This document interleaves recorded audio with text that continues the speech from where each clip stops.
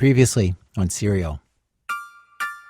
I think, like, the odds of you getting the charming sociopath, you're just not that lucky. So, but with Jay, it was more so kind of like, I don't know, in my mind, I was kind of like, maybe the police are putting him up to this. I said, what was your involvement? Were you involved? And he said no. Before, you stated that you'd be willing to take us out and show us where the vehicle was parked. No problem. Are you still willing to do that? Yes. This is a Global Tel-Link prepaid call from Adnan Sayed. an inmate at a Maryland Correctional Facility. This call will be recorded and monitored. If you wish to block any future calls of this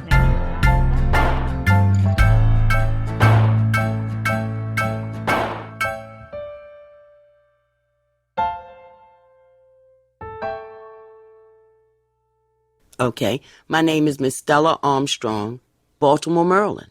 And you were a juror on the Adnan Syed case, right? Yes, I was. From This American Life and WBEZ Chicago, it's Serial, one story told week by week. I'm Sarah Koenig. I wanted to know from Stella Armstrong why she voted to convict Adnan Syed. She immediately talked about Jay, that she believed him. Like I said, it's been a while, but I remember the one young man who was supposedly his friend, who had enabled him to move the body. Right. And that struck me that why would you admit to doing something that drastic if you hadn't done it? You know what I mean? For what reason? What was he going to gain from that? He still had to go to jail. Yeah. Actually, he didn't go to jail. Oh, he didn't? The friend didn't? No. Oh. He walked. That's strange. That's strange. I asked Stella the same thing I ask anyone who's come in contact with Jay. What is Jay's deal? And by that, I don't mean his plea deal, that he pled guilty to accessory after the fact in a first-degree murder, testified against Adnan, and got no prison time as a result. I'll talk more about that in another episode. What I mean is, what did you make of Jay? Which, of course, is code for, what am I supposed to make of Jay? How did he come across sitting up there on the witness stand? What was his demeanor on the stand? Like, what kind of kid did he seem like? He seemed like he was streetwise. I hope that's the best way to put it. He seemed like he, got around in the neighborhoods, or he was able to take care of himself. He reminded me of, he would be that friend if you got in trouble, you would call. You know what I mean? Say if I was back in high school and somebody was bothering me, he reminded me of somebody I would call to help me. Mm-hmm. Like if somebody was fighting me or... So it was believable to you that he would be that guy for Adnan? Like he would be the guy that Adnan would turn to? Yeah. That was my impression. And because we all have somebody in our life like that, that you may know, a cousin or a relative who, if something go wrong, you think you can call to help you. When you just said that, I just did a very quick scan of all of my contacts and my family, and I feel like I can't think of one, but they're all so useless. We won't say they're all so useless.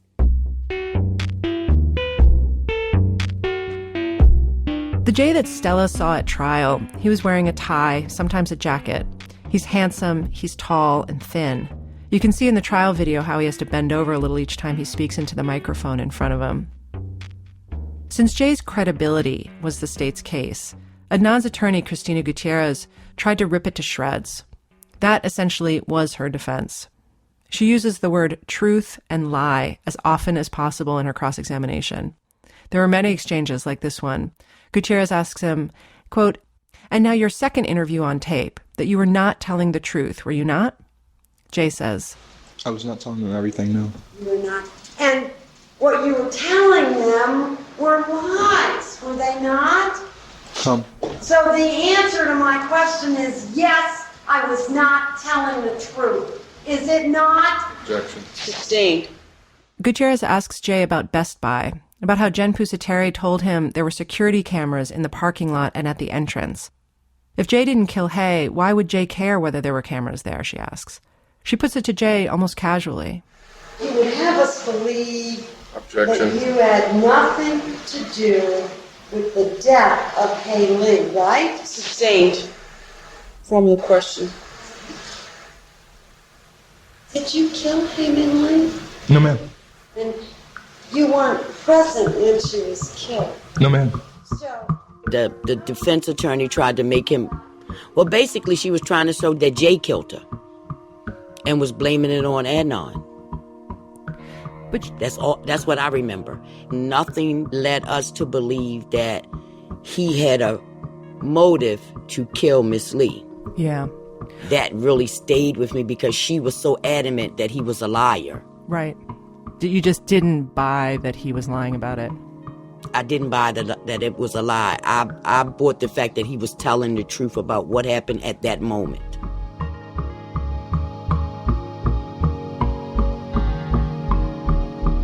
Jay took the stand on 5 different days during the second trial. And this must have been a harrowing, nerve-wracking stretch in his life. But large swaths of the trial itself are really boring. Not just the procedural stuff, that's always boring. But the cross-examination is boring, even of the star witness. One defense attorney I talked to said that boringness can be a strategy. She said lawyers know that people can only pay close attention for so long, 45 minutes, an hour, before they start to flag. So it's not theatrics that gets people to crack, it's tedium, which would explain so much of what Gutierrez was doing if in fact that's what she was doing. She spends a lot of time on streets, for instance, the trajectories of different roads, whether they travel northeast or northwest, whether their names change as they cross from the city into the county, on buildings, how they're situated. and that Best Buy is a boxy structure with the Best Buy logo at an angle, is it not? Yes, ma'am. And it's plainly visible from Security Boulevard, is it not? Yes, ma'am. Right at, and that's also where it changes its name, there's a light there that if you were not on Security Boulevard but on that street and you went straight, you would go into the parking lot of Security Mall, correct? Yes, ma'am. Jay doesn't crack, though. He is alert, he is polite, he stays with her. He stays with her when she's calm and soothing and boring, and he stays with her when she gets a little more shouty. He sticks to the yes ma'am, no ma'am answers, which, if I had to guess, is probably 75% of what Jay says in cross. There's a part where Gutierrez tries to suggest that Jay was cheating on his girlfriend Stephanie with Jen Pusateri. If you were stepping out on Stephanie, that would have impacted on your relationship, would it have not? With whom? With anyone. With Stephanie? If you were stepping out on Stephanie, you understand what that term means, don't you? Yes, ma'am. Okay. If you had another girlfriend, anyone, any name, anywhere, that would have impacted with Stephanie, would it have not? I didn't hear the last part of it. If you were stepping out with any girl of any name from any location, that would have impacted your relationship with your girlfriend Stephanie, would it have not? Yes, ma'am. And you were always aware of that, weren't you? Yes, ma'am. Even when he gets irritated, Jay is civil. "Excuse me, Your Honor," he says when Gutierrez gets loud. "Could you ask her to stop yelling in my ear, please?" Gutierrez died a few years after this trial, so I can't ask her, but I have to think nothing she's doing here is accidental. She was a successful, sought-after defense attorney. She was aggressive, and obviously the courtroom is no place for pulling punches. But you've got to wonder whether moments like this hurt Adnan's case rather than helped it. Because Jay seems like the underdog. It's Baltimore. Half the jury is black, 7 out of 12, actually. Jay probably comes off as a nice young man, and this white lady is yelling at him. Sometimes, unwittingly or not, Jay's testimony is almost poetic. He says he told Jen Pusateri to be honest with the detectives because, quote, the lies that we were telling to try to protect each other were clouding the truth. When he's asked why he didn't warn Hay that Adnan wanted to kill her, he says it was because he didn't think Adnan was serious. Quote, I took it as a grain of sand instead of concrete. And when he's asked why the image of Hay in the trunk of the car stuck with him, he says, quote, I've never seen anyone dead before, and the first thing I thought was how fragile Stephanie was.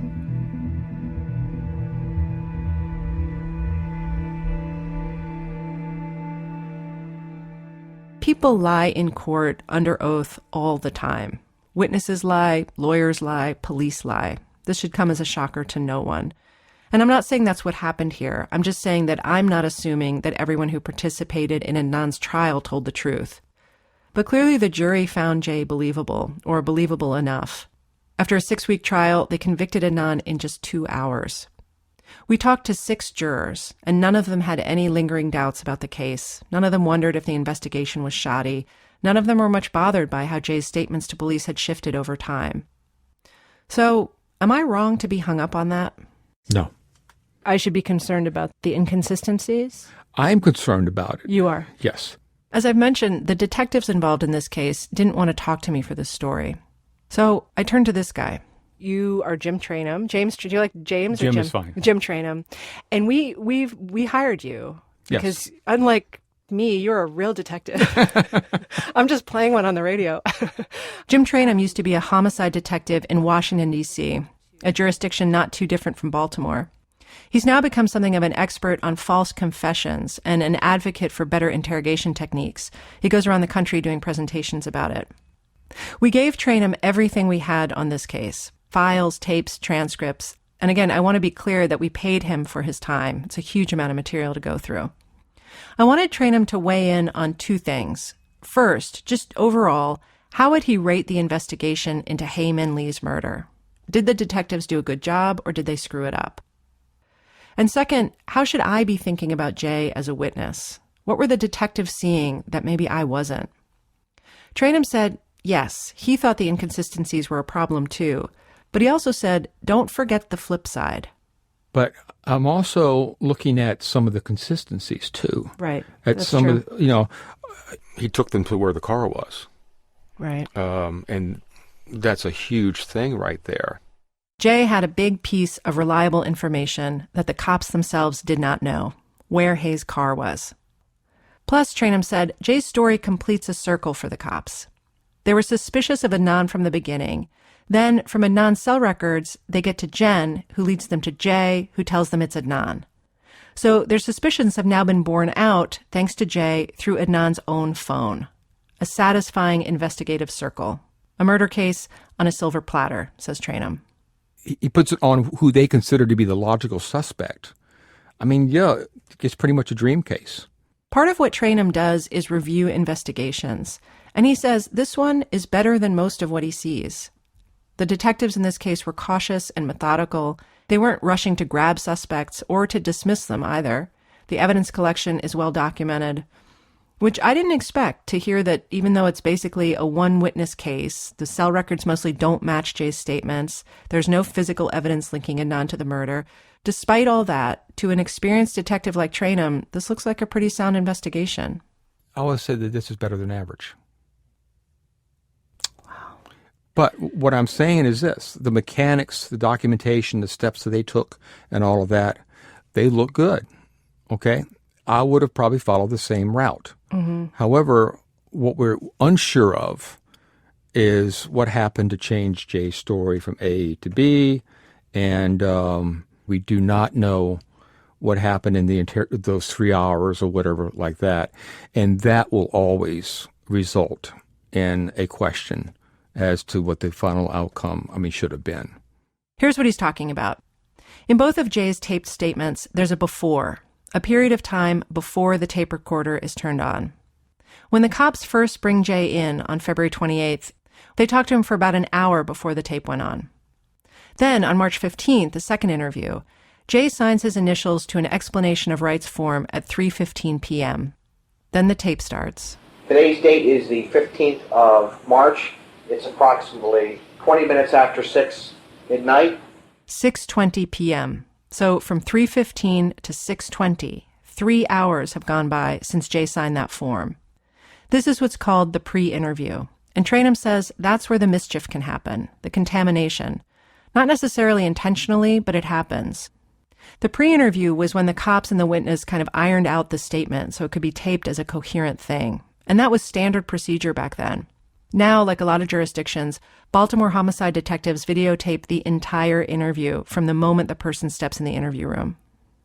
On March 15th, we know the cops had shown Jay at least some photographs from the investigation. They refer to that on the tape. And Jay says at trial that he was confronted with the cell records during that interview as well. So you have to wonder, says Trainum, whether he was massaging his story to fit what the cops wanted to hear. The inconsistencies in Jay's statements that the cops are catching him in, Tranum says cops are used to that. Every confession has inconsistencies. You just need to understand why they're happening. Is he minimizing his role? Is he protecting someone? In Jay's case, yes and yes. But how do you make sense of the inconsistencies that don't seem to have a purpose? Like the one about going to the cliffs at Patapsco State Park that afternoon. How it drops out of the narrative at trial. And from like where I sit, I'm like, yeah, it doesn't work because it doesn't fit your timeline. He can't get back to track in time if you went out and smoked a joint.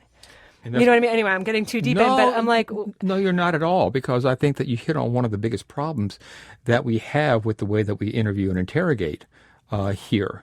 And the fact that we have an excellent witness. You know, we got somebody who's given us the whole case right here. He's broke it wide open for us. Right. We don't want to ruin him. We right. don't. And so, how much do you want to push? How much do you want to create, quote unquote, bad evidence? But like, there's no such thing. Like this that's is an actual term. It's called bad evidence. Right. You don't want to do something if it's going to go against your theory of the case. But then I don't get that. I mean, that's like my father used to always say, all facts are friendly. Like, shouldn't that be more true for a cop than for anyone else? Like, you can't pick and choose. Rather than trying to get to the truth, what you're trying to do is build your case and make it the strongest case possible. But how can it be a strong case, and how can he be a great witness if there's stuff that's not true or unexplained? And the comeback is that there's always going to be things that are unexplainable. But like I said, also remember, verification bias is kicking in here as well. I want to believe you, because you're my witness and I think this is what happened and all that.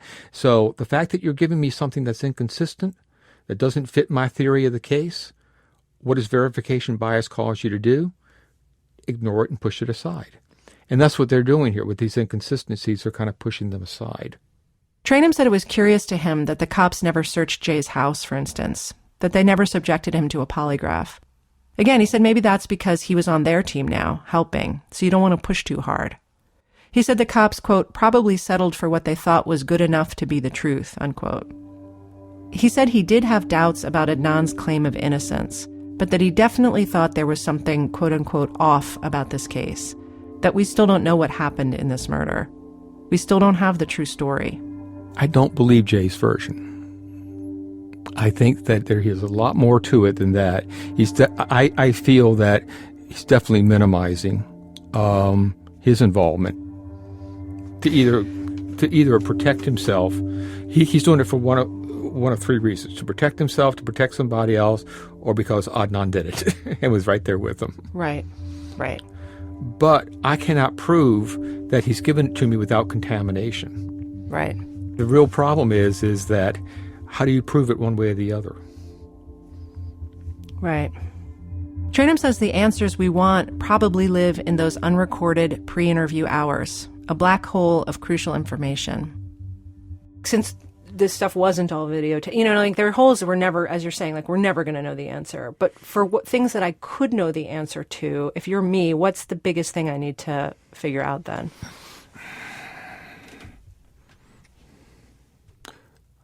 Get Jay to talk.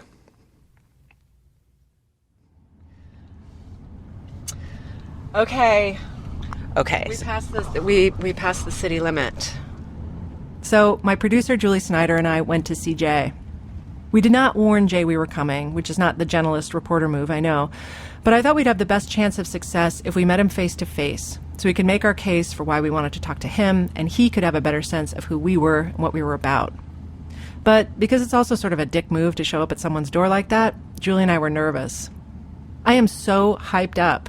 Listening back to the tape, I wanted to give myself a Xanax. But I feel super excited to talk to him, like so excited to talk to him, I can't tell you. Like if this works, and he knows everything we want to know. Every question we've had for the past 8 months, 7 months, he knows it. And whether or not he tells us is a different thing. But you know what I mean? Like he's like, there's a treasure chest of answers that we've been looking for this whole time, and he has it. He's it. But whether or not he opens the door or if he's even home, we don't even know if he's home. We arrived. Jay was not home. So we came back again many hours later, knocked. Jay answered the door, tall and skinny and exhausted looking, a beer in his hand. It was Friday, probably the end of a long workday for him. He nevertheless invited us in, asked us to sit down. We didn't record anything. We stayed about 20 minutes maybe. It was a tense meeting, and an emotional meeting, in fact. Afterwards, Julie and I felt like we'd walked into a stranger's house, lobbed a grenade onto his living room carpet, and then waved goodbye. We debriefed back in the car. Here's the first thing he said. I mean, you said that there are a lot of people who say that they don't think Adnan did it, and he very forcefully said, well, then who did? That's right. He said, who did? He was like, I was there, I saw it, like, I know what I know. He was very forceful, like, I can't believe he won't even man up and admit it. He just totally scoffed at the idea that Adnan would be claiming his innocence. He was very calm. Like, how would you describe his demeanor? Tired. Yeah. Yeah. He seemed tired and a little, and wary, but actually very polite and actually sort of very sweet. Yeah. And tired. Yeah. But he also said, I'm feeling like so much, he said like kind of animal rage right now, even you bringing this up right now. Right. Which he does a good job of, of keeping it in, because he didn't seem like he was about to. I mean, actually, you could kind of see him about to hit something, but in a more frustrated, understandable way. Jay was, understandably, skeptical of us and of our motives. When we left, Jay said he'd think about an interview and get back to us. He left a strong impression, on Julie maybe even more than on me. Even just hearing him so forcefully deny, and so forcefully say, I know he did it. Yeah. It's you're face to face. He's right there. He's a person. He's saying it. He seems like he really means it. This is not pleasant for him to talk about. And so, it sounds believable. It does. I totally saw the appeal of him as like a person and a friend and a witness. Jay and I corresponded sporadically by email in the weeks following our meeting. He said he wasn't afraid of the truth. Finally, in so many words, Jay declined an interview.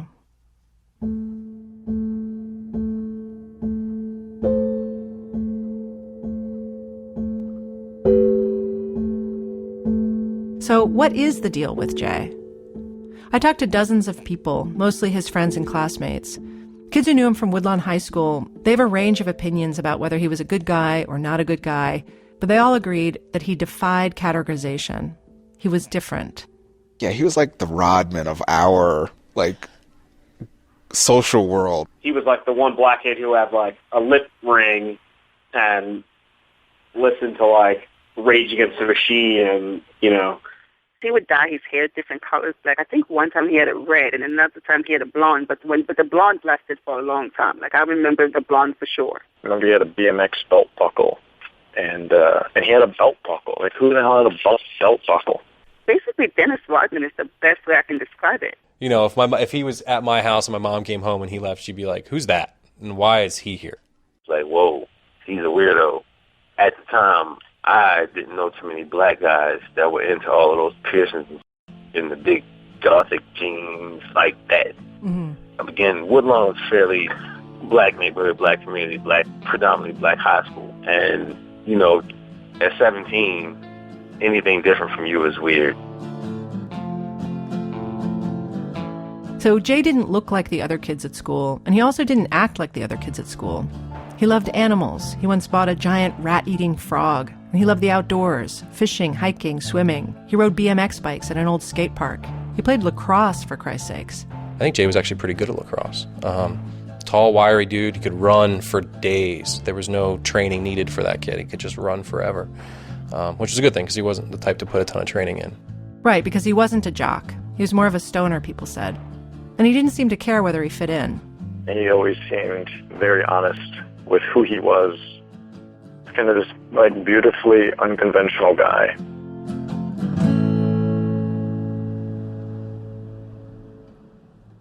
Jay didn't come from the same kind of household as a lot of the other kids he hung around with. He lived with his grandparents and his mom, but his friends say it seemed like he was more or less taking care of himself. He always had a job. His mother depended on him. Jay wasn't in the magnet program at Woodlawn. He was Gen Pop, their term, not mine, like general population at a prison. Anyway, he hung out with some of the magnet kids because his girlfriend Stephanie was in the program. People told me contradictory things about Jay. 3 women who knew him from Woodlawn, including one teacher, told me unflattering things about him. Nothing terrible, just that he was mean or intimidating. Some kids thought of him as quote-unquote shady, that you wouldn't want to push him. You got the sense that if you crossed Jay, he'd come after you. But then I also heard descriptions of Jay that included the word goofy or stoner, or that the thuggish vibe was just a pose, something Jay put on to seem tough. He's an alpha. He's definitely an alpha male. This is Chris, who says he was one of Jay's best friends around this time. He said Jay might, say, slug you as you're walking down the hallway at school, but he wasn't mad or anything. He's just messing around. Boys will be boys kind of stuff. Chris remembered this one story where it seemed to me all the different versions of Jay I'd heard, the goofy and the scary, were contained in it. You know, we had weird arguments sometimes. I remember outside of one of my cousin's houses, he tried to stab me because I hadn't been stabbed before. So we got into a fight over, I gave him a knife because I worked at a knife shop. Oh. I gave him a knife and then he tried to stab me with it. So we were literally like fighting outside of my cousin's house.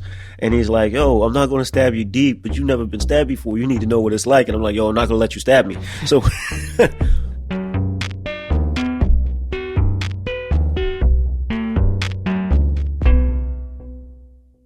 I talked to 3 people who said they knew Jay well or hung out with him around the time of the crime.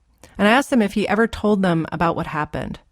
I went to Chris first because when Jay spoke to detectives that first night during his first taped interview, Jay mentioned Chris by name. The cops had asked Jay if he'd told anyone else about Adnan committing this murder, and Jay said he'd told Chris. Chris told me police never questioned him, not that he could remember anyway, and he thought he'd remember something like that. There are no notes in their files about an interview with Chris. But Chris said it was true. Jay did tell him about what had happened. But his version, the building blocks are the same, but the surrounding details are unfamiliar. Of course, giant caveat, it's 15 years later that I'm asking Chris to tell me. But for comparison purposes, here goes. Chris says Jay told him he was at a pool hall out on Route 40 in Catonsville when he got a call from Adnan. The pool hall was either VIP or Blue Jays, Chris says. They were across the street from each other at the time. He told you that Adnan came to get him when he was at a pool hall. He was shooting pool. Adnan called him. He was like, yo, I got to talk to you. And he was like, yo, I'm busy. He's like, well, where are you? He told him where he was. And Adnan showed up. He's like, yo, I got to talk to you. He's like, yo. And this was a little tug of war for a while. And Adnan eventually convinced him to come outside with him. And his car, or I don't know if he was driving his car or Haley's. In this version, the trunk pop happens at the pool hall. Chris said Jay told Adnan he wanted nothing to do with it, but Adnan forced him. Told him he was in it now, he was an accessory, and he knew Jay couldn't go to the cops because of his own illegal activities, so Jay was stuck. He helped bury the body. Chris figured Leakin Park was likely Jay's idea rather than Adnan's. Chris's information about the crime itself doesn't quite match the state's version.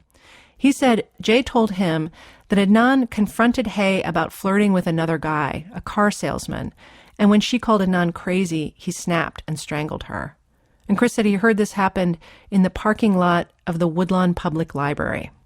Remember, that's the one that's right there on campus, where Asia said she saw Adnan that day. Chris says Jay told him that Adnan threatened to kill Stephanie if Jay didn't keep his mouth shut. This is not the first I'd heard about something like this.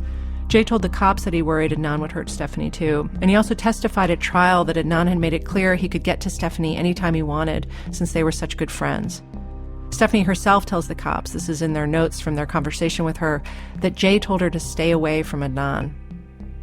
Chris says Jay told him Adnan showed up at Jay's house with Stephanie not long after the crime and made a gesture to indicate, I'll hurt her if you're not careful. So Stephanie goes, inside past Jay, and he steps out onto the porch with Adnan, and he's like, you're not going to terrorize me, And Adnan's like, you keep your mouth shut or something's going to happen. If he had any weakness, it was Stephanie. Jay he would move heaven and earth if it came to protecting Stephanie. I talked to Laura, a friend of Jay's and Stephanie's and Jen's, and of Adnan's. Back then, she was Laura Estrada Sandoval. She was close with Stephanie. They played sports together. Her parents didn't agree with their relationship because he was just like, they felt like he wasn't going to amount to anything. He wasn't going to school. Stephanie, she's beautiful. I mean, she was a star athlete. She got a scholarship to college. She was perfect. She ran the fastest. She was always in shape no matter what. She could eat anything, and she always saw the good in people no matter what. No matter if her parents were telling her he's not a good influence on you, but because she loved Jay so much, she was going to support him regardless. She was his good thing in life. He was out of all the craziness, Stephanie was his amazingness. Stephanie didn't want to talk to me, and no one I spoke to who knows her was surprised by that. To a person, they said she never talked to them about what happened either. They said it was like a wall came down, and they couldn't penetrate it. Laura told me it kind of did in their friendship, because Laura really needed to talk about it, and Stephanie wouldn't or couldn't. Laura hung out with Jay all that summer before the trial, and she says they just didn't discuss it. Hayes' murder was this enormous, sad, frightening elephant nobody wanted to go near. Jay's friend Patrick told me he couldn't get Jay to talk about it either. And I think I just kept saying, what happened? What God's name happened, in all of this? This Patrick, by the way, isn't the one I've already mentioned in an earlier episode from the call log. Different Patrick. This Patrick went to Woodlawn. He was a year ahead of Jay, so 2 years ahead of Adnan and Hay and Stephanie. Patrick lost touch with Jay when all this went down. He says he tried to call, but Jay never responded. Years later, maybe around 2005, Jay got back in touch one day, and then they saw each other at a little party. Patrick asked him about it. I've heard all of these renditions and versions of stories from so many people. I figured I have him in front of me now. I can get to the truth. And he said, yeah, I was afraid he was going to hurt Stephanie. And I was like Adnan, he's going to, did he threaten her? And he just said he was afraid that he was going to hurt her. And so I guess I took it as a threat, I took what he was saying as a threat. But I remember when I pushed him for detail, when I pushed him for more, I didn't get it. He wasn't going to go any further with it. He just wasn't, and there was a lot of it, just kind of the chummy punched me on the shoulder, kind of come on, man, let's just drink beers and hang out. Patrick says the Stephanie explanation sounded pretty thin to him, but he couldn't get anything else out of Jay and figured it wasn't his place to force it. I asked all Jay's friends I spoke to whether they thought Jay was telling the truth about what happened that night. I got some curious answers, because his friends say Jay had a reputation for lying, but not for lying about something like that, something so big. Sort of the same way he had a reputation for being scary, but not scary. The first thing that popped in my head was Jay lies. That's why he does that. Jay lies about everything. That's Kathy. Again, that's not her real name or her real voice. She's the person who said Adnan was acting weird at her apartment that night of the murder when Jay brought him over. That's right. When they were talking about it and saying, Jay has all these inconsistencies and stuff, the first thing that popped in my head was that because Jay lies. Jay doesn't tell the truth. But about what? What kinds of stuff are you thinking? I think it was kind of about everything, nothing. Because I can definitely remember sometimes when Jay would be telling a story and you would clearly know it was special. I remember one time I looking at Jen and Jen rolling her eyes here we go again. You know what I mean? This is such special.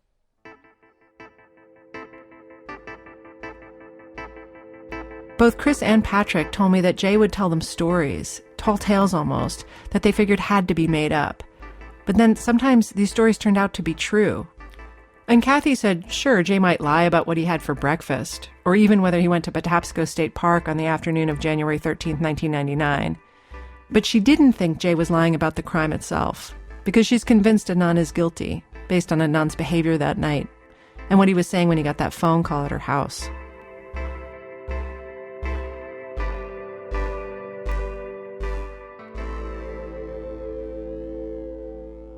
And then there's Jen Pusateri. Of all the people Jay told about this crime, I wondered most about Jen, if she ever thought Jay was lying about that night. I spoke to her briefly at her work. She works at a discount store. She wasn't rude, but she was totally uninterested in talking to me. She had nothing to hide, she said. She just did not want to talk about that time in her life, period. She did answer my one big question, though, and her answer was yes. She believed Jay then, and that hasn't changed in the intervening years. I said, yeah, but he did lie to you somewhat back then. Remember, he tells Jen that night that he doesn't know where Adnan put Hayes' body, that they don't know enough to go to the police. Jen told me she could understand that kind of lie, that anyone in his position, forced into something he wanted no part of, anyone might have told the same kind of lie. It didn't shake her trust in his overall story.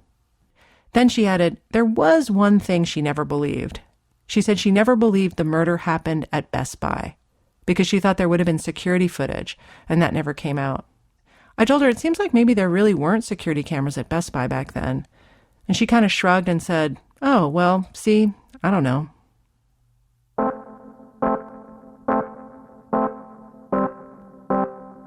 Plenty of people I talked to said when they heard Jay was wrapped up in a murder, it didn't surprise them. Adnan, they said, no way, shocking. But Jay, not so shocking. And people also said they couldn't square Jay feeling threatened by Adnan. The dynamic of that just seemed wrong to them. But then there's Patrick and Laura and Kathy, people who'd spent a lot of time with Jay, who were shocked by Jay's involvement. They couldn't see why Adnan would even turn to Jay for something like that. It made no sense. They said that wasn't the laid-back Jay they knew. The same thing almost every single one of Adnan's friends says about him. So they end up in this in-between place where they can't quite wrap their minds around the story of that night. Here's Patrick again. To him, Jay was this intelligent, inquisitive, sweet, goofy guy, beautifully unconventional. I think part of me hopes, and I know this is so terrible to say, I hope in some way his hand was forced, that he had no choice, or that things were outside of his control, and maybe that he was looking out for the safety and well-being of others, and that he wasn't such a willing participant if he was. And I certainly hope that he wasn't. That grappling you can hear in his voice, that's so common among this group of friends. People like Laura who can't imagine Adnan killing anyone, but also can't imagine Jay doing what he said he did, or why he would lie about something so huge. If you're Laura and there's no scenario here you can rationalize, you're left with fog. This piece of tape I'm about to play you, it's my favorite piece of tape from all my reporting so far, because I relate to it so precisely. It could be me talking to Laura instead of the other way around. Well, then who the fuck did it? Why would, it doesn't make sense. Why would, why would, Hay wasn't, I can't, I'm probably just as confused as you are.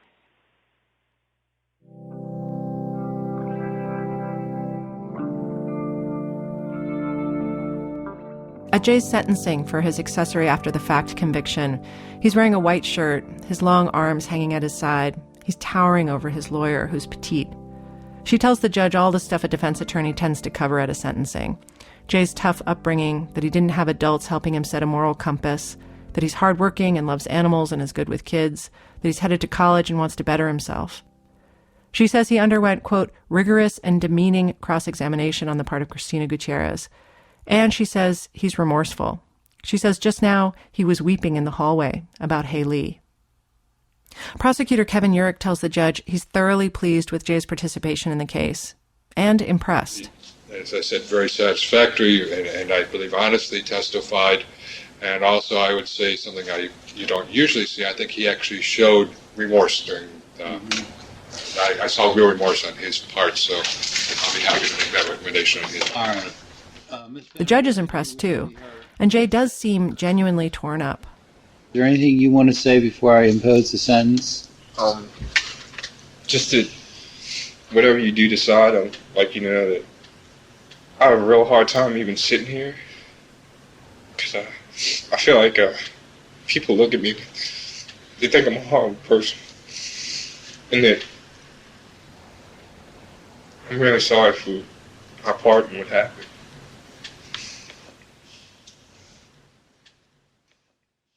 The judge sentences Jay to 2 years probation, no jail time.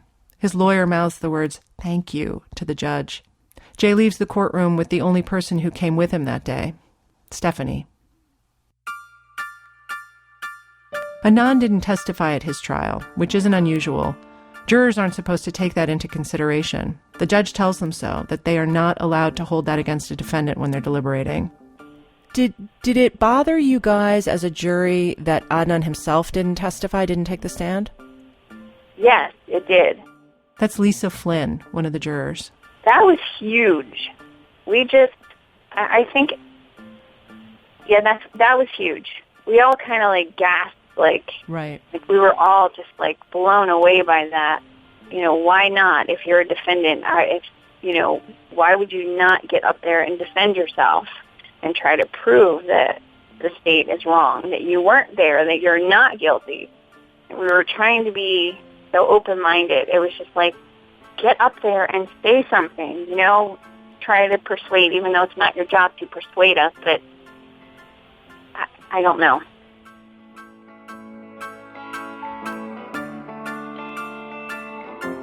So what was Adnan thinking while all this was going down? What do I know about Adnan that the jury didn't? Next time on Serial.